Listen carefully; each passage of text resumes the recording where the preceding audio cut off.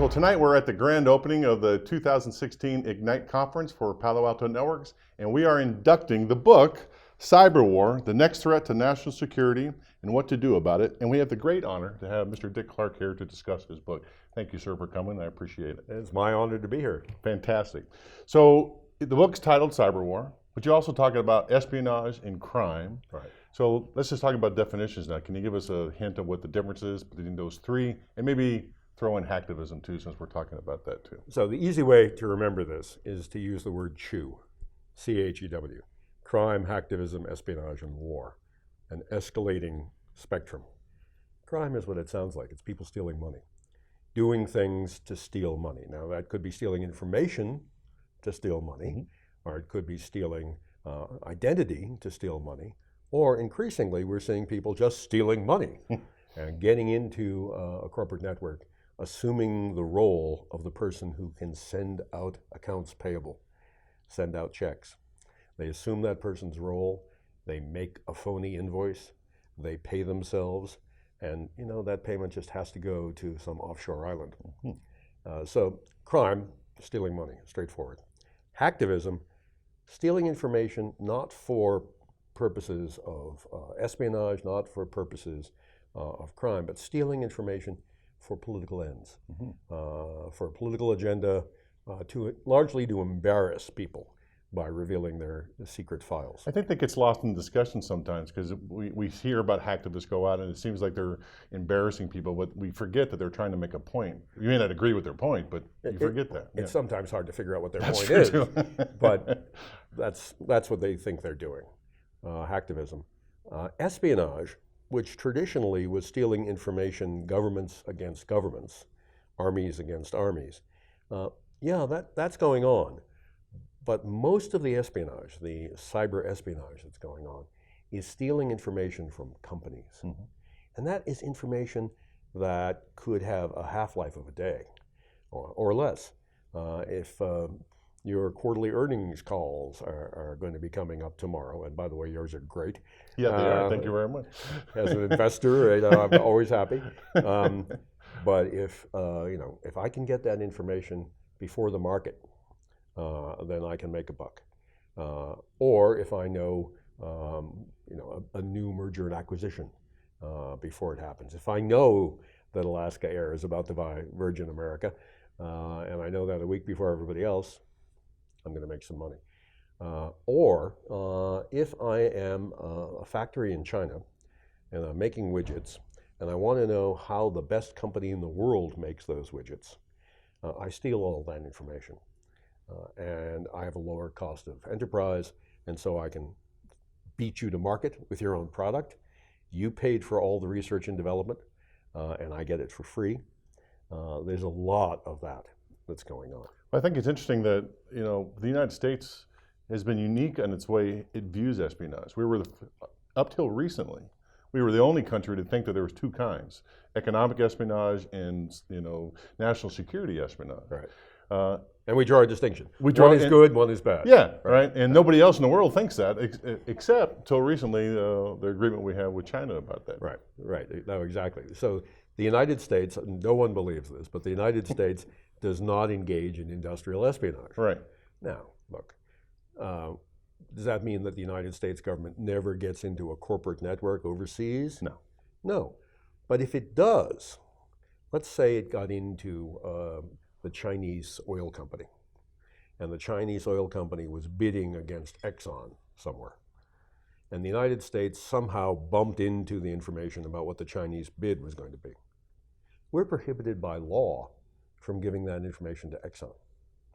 The Chinese, on the other hand, are going after the Exxon bid explicitly to give it to the Chinese oil company. That's part of their program. That's all their program. So espionage is stealing information for value. Okay. The W, war, as I define it, is blowing stuff up. It's actual physical destruction.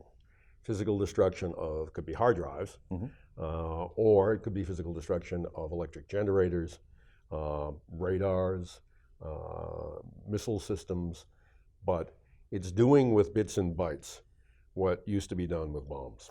See, I like to make the distinction too, though, that cyber war, for it to be warfare, that's nation against state. nation. Nation state. Right? And Right. so it's warfare, blowing stuff up, like you said, Right. but for some political objective that we're trying to accomplish. Right? Or a military objective. Or a military objective.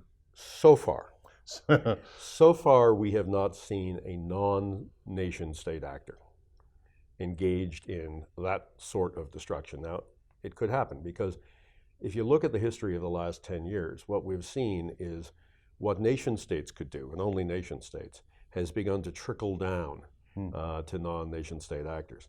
If you look at Stuxnet, the US, with Israeli help, attack on the Iranian nuclear facility. That software package, 50,000 lines of code, really complex thing, was supposed to kill itself after it did its job. And just as it got into a network that was not connected to the internet, it got out and it didn't kill itself. So it went around the world attacking lots of things, and people downloaded it. And it's how we discovered that it was there, because it escaped. It right? escaped, Yeah. and it attacked other things. And so lots of people have downloaded it and decompiled it.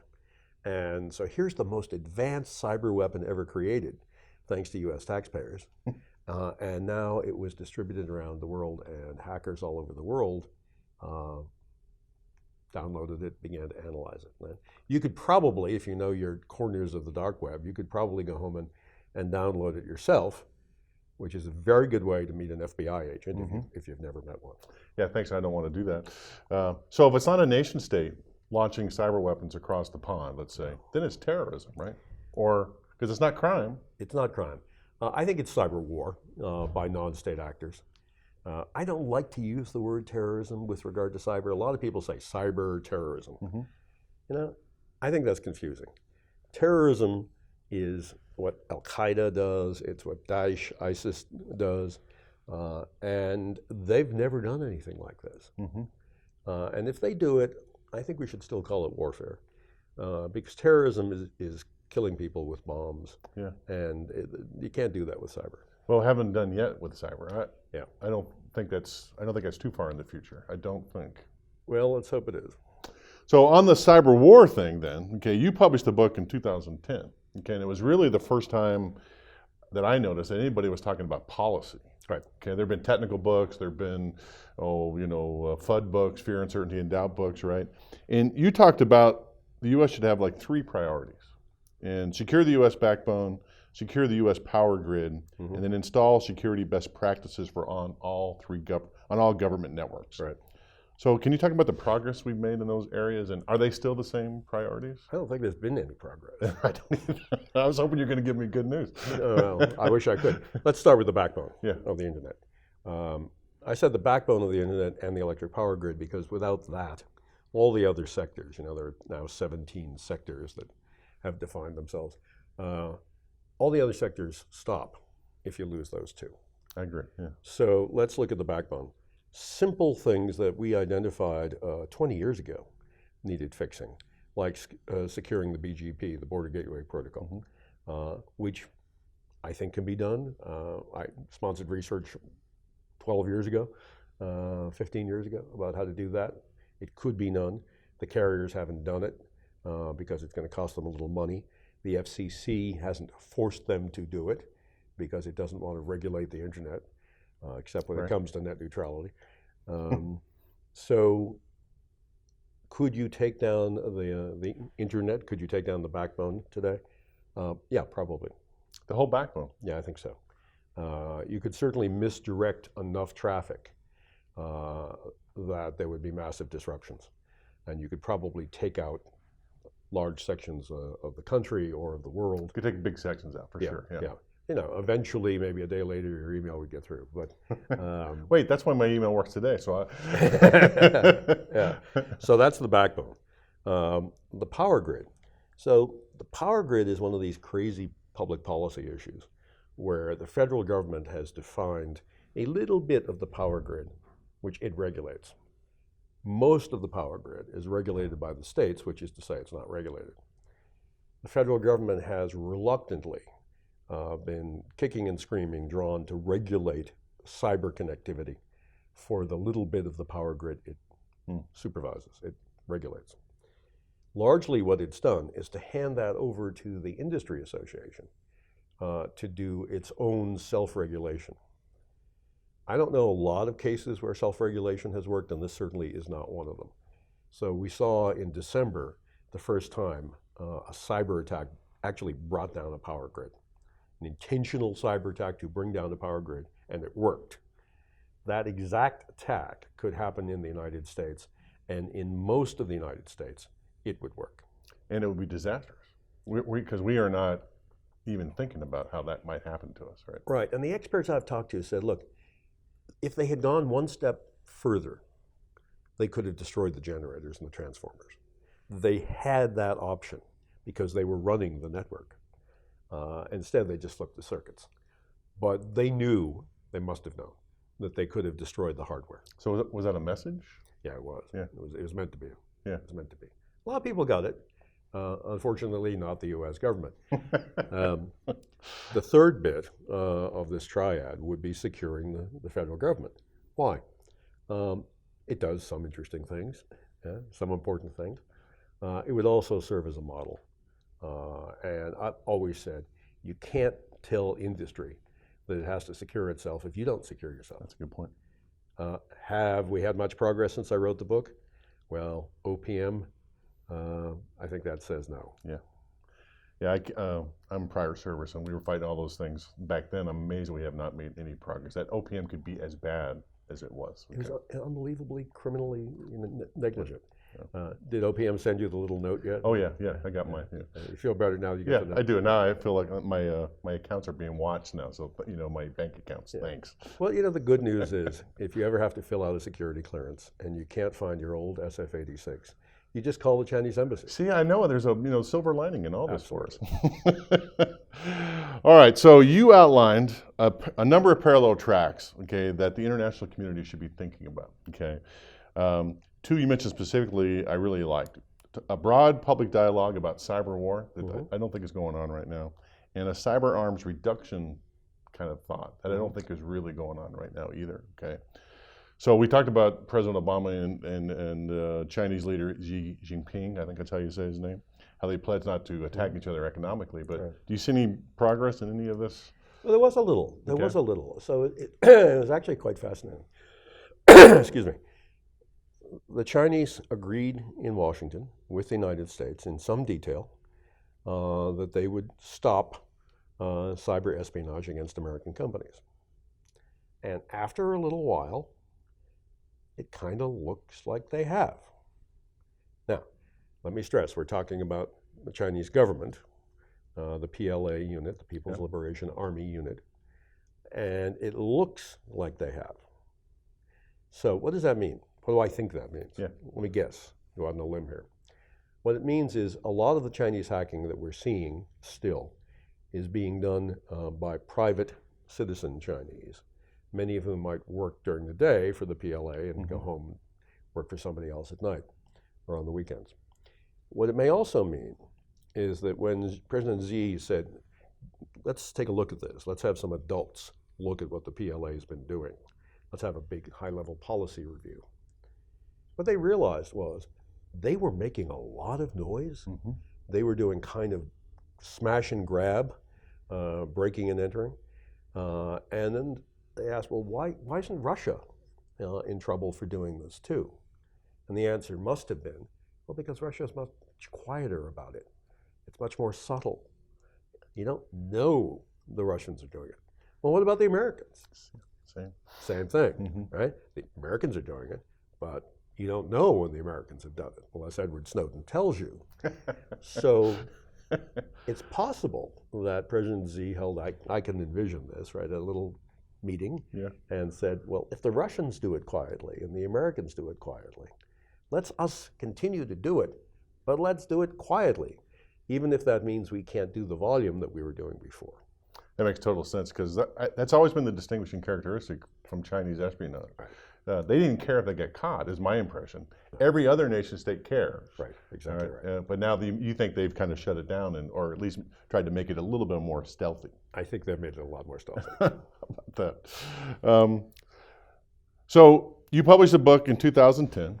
It's 6 years later. Okay, we're inducting your book into the canon now. All right. So 6 years have gone by. What do we need to do? Is your book still good, or should we write version 2? I think most of it is still good, but I am going to write version 2.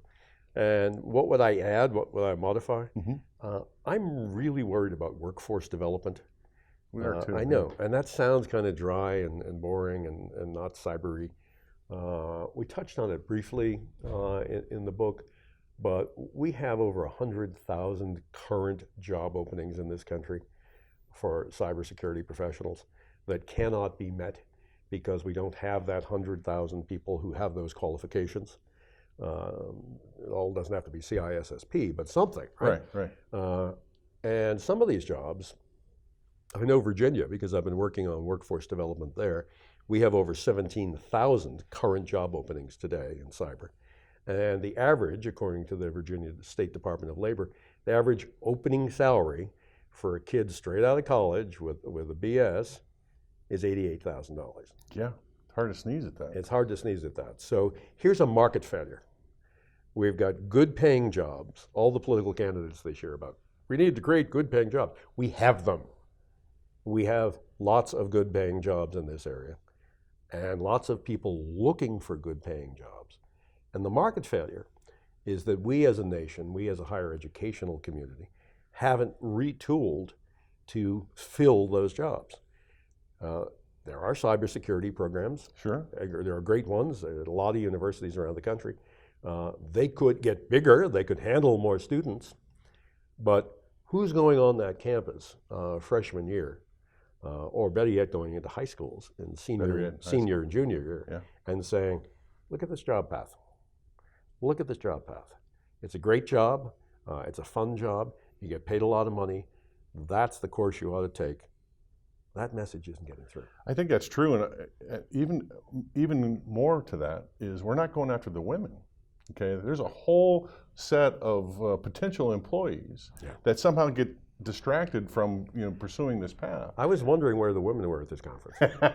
They're here. We invited them. Okay, so I totally agree with that. All right, and I don't see a solution on the horizon. I know lots of individual cybersecurity companies are trying to do so, but there needs to be a lot bigger, an exponential effort that I don't see happening. So we're going to try it with the National Governors Association.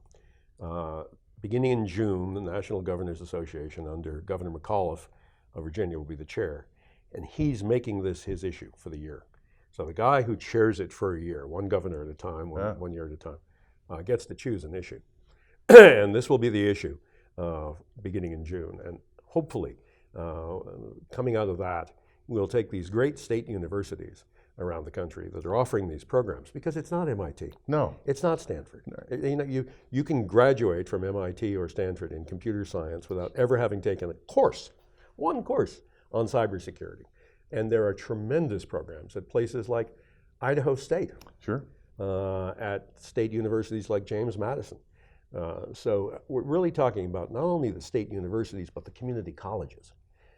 Because a lot of the credentialing we need, a lot of the basic preparation we need for people can be done at the community college level. I think so. And much more efficiently.